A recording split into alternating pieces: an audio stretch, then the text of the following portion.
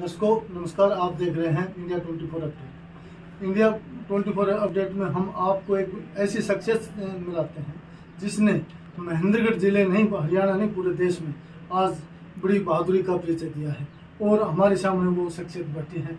ये मुकेश कुमार हैं, खातौद गांव के हैं, महेंद्रगढ़ के नज़दीक के रहने वाले हैं और इन्होंने अनेकों जानों को बचाया है। बताया जा रहा है कि 27 व्यक्ति जो गणेश चतुर्थी के दिन मूर्ति विसर्जन था, झगड़ोली गांव के पास नहर जो क्रॉस करती है, उस नहर के अंदर मूर्ति विसर्जन करते समय जो 8 फुट की मूर्ति बताई जा रही है, उसको विसर्जन करते समय और उस नहर के अंदर गिर गए थे, कुछ कूद गए थे।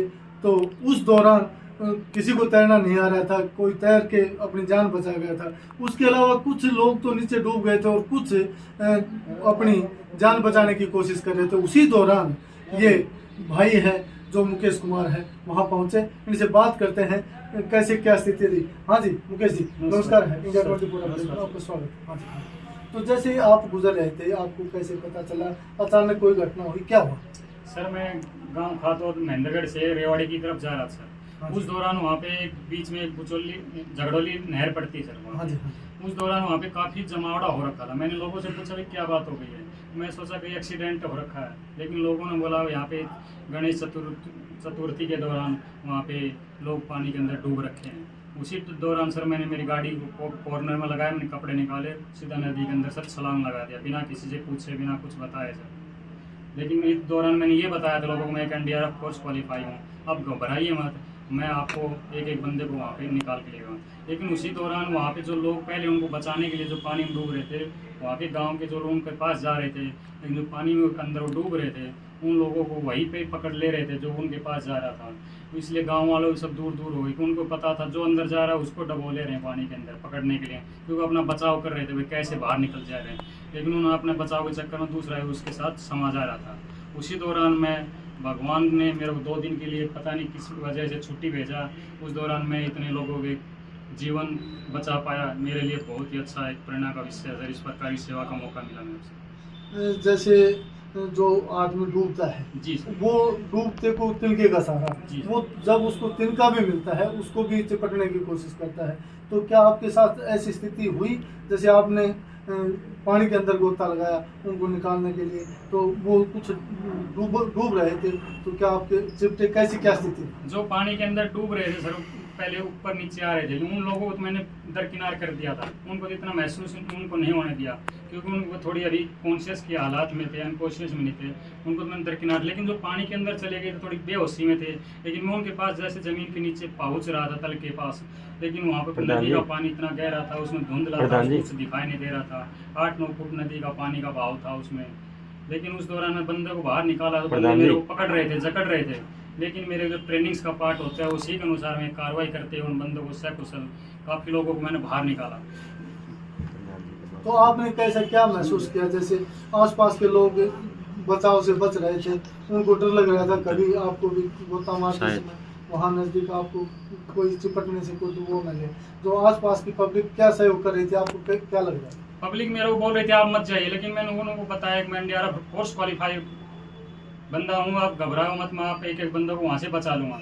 उन बंदों को जब वहाँ से बचा के लेकर जब पब्लिक को इतना कॉन्फिडेंस हो गया था, ये एक्चुअल में बंदा एक रेस्क्यूअर्स है, तो मैं पब्लिक को अंदर पानी के अंदर से आवाज़ मारा था, आप 1-2 मेरे साथ में आ जाइए, किसी को नहीं डूबने दूंगा।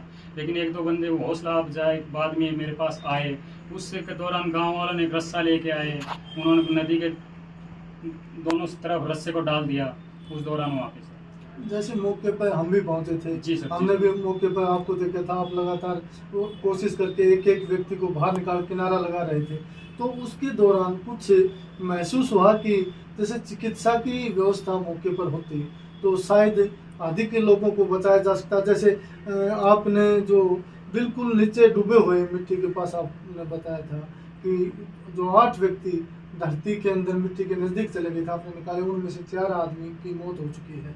तो यदि मौके पर तुरंत वहाँ पर उनको कुछ ट्रीटमेंट मिल जाता तो शायद बचाव हो सकता था। हाँ सर, इस प्रकार की तो रियल कंडीशन है, अगर इस प्रकार की वहाँ मेडिकल फैसिलिटी होती तो इस प्रकार का घटना का अंजाम नहीं होता, क्योंकि वहाँ पे गांव वालों की भी थोड़ी गलती है उसमें। इस प्रकार का कोई आयोजन करते हैं तो प्रशासन को 1-2 दिन पहले उनको सूचित करता रहना चाहिए, क्योंकि प्रशासन के पास भी अपना बिजी लाइफ होती है, उस प्रकार के नहीं देख पाती है। अगर इस प्रकार का प्रशासन के पास दे दे तो प्रशासन अपनी तरफ से अलग से उसको एम्बुलेंस की फैसिलिटी है मुहैया करवा देती है, अग्निशमन की करवा देती है, और बहुत सारी संस्थाएँ हैं वहाँ पे मिलती सर उस टाइम।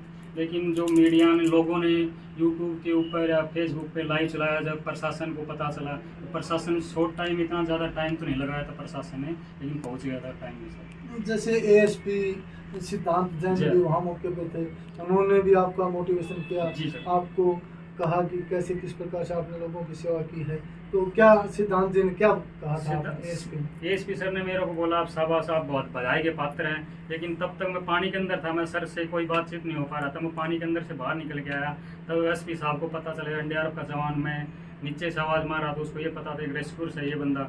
लेकिन एसपी साहब मेरे को 3 घंटे तक मैं पानी के अंदर लगातार घूम रहा, अंदर अप डाउन हो रहा था, रेस्क्यू कर कंटिन्यू लगातार कर रहा था। जैसे मौके पे बताया है उपायुक्त भी आए थे, क्या उपायुक्त से भी आपकी कोई बात हुई, क्या कहा उन्होंने? हाँ, मौका है, वो काफ़ी लोग वहाँ पे गणमान्य लोग आए हुए थे।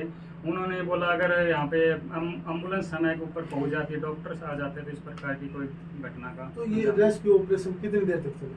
सर लगभग 3-3.5 घंटे में कंटिन्यू पानी में रहा था। फिर नदी का पानी का बहाव को रोक दिया गया, कम हो गया। और रात को इतना अंधेरा हो गया था, कुछ दिखाई नहीं दे रहे, लोग मोबाइलों से किनारे से दिखाई दे रहे, कोई टॉर्च से दिखाई दे रहा था।